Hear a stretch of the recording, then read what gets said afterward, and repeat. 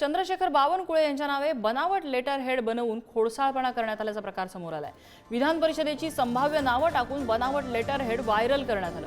हे letter head खोटं असल्याची माहिती स्वतः बावनकुळे यांनी दिली आहे।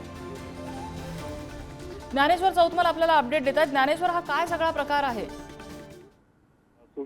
सध्या भाजपाचे प्रदेशाध्यक्ष चंद्रशेखर बावनकुळे यांच्या नावानं एक खोटं लेटर हेड बनवलेलं व्हायरल होतं आहे, ज्यावरती विधान परिषदेच्या काही संभाव्य नावांचा तपशील लिहिण्यात आलेला आहे आणि समोर वेगवेगळ्या प्रकारचा जो मजकूर आहे जातीनिहाय तो त्या लेटरवरती बघायला मिळतोय। चंद्रशेखर बावनकुळे यांच्याकडून जी माहिती दिली गेली आहे त्यामध्ये त्यांनी स्पष्ट म्हटलंय की हे जे खोडसाळपणा करण्याचा प्रकार झालेला आहे, हे लेटर हेड जे सोशल मीडियावरती व्हायरल होतं हे खोटं आहे।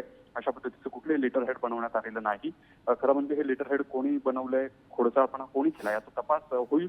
पण सध्या जे सोशल मीडियावरती विधान परिषदेच्या निवडणुकीच्या संभाव्य नावांची यादी टाकून सोशल मीडियावर फिरणारं हे जे चंद्रशेखर बावनकुळे यांच्या नावाचं लेटर आहे ते खोटं असल्याचं सांगितलं जात आहे। तशी स्वतः प्रतिक्रिया चंद्रशेखर बावनकुळे यांनी दिलेली आहे।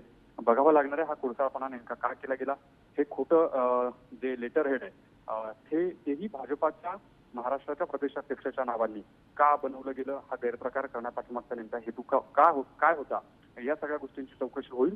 मात्र तूर्त जी भाजपाचे प्रदेशाध्यक्ष चंद्रशेखर बावनकुळे यांच्याकडून माहिती दिली जाते त्यामध्ये त्यांनी स्पष्ट म्हटलंय की हे लेटर खोटं आहे आणि का म्हणून हा सगळा प्रकार केला गेला याची चौकशी केली जाईल।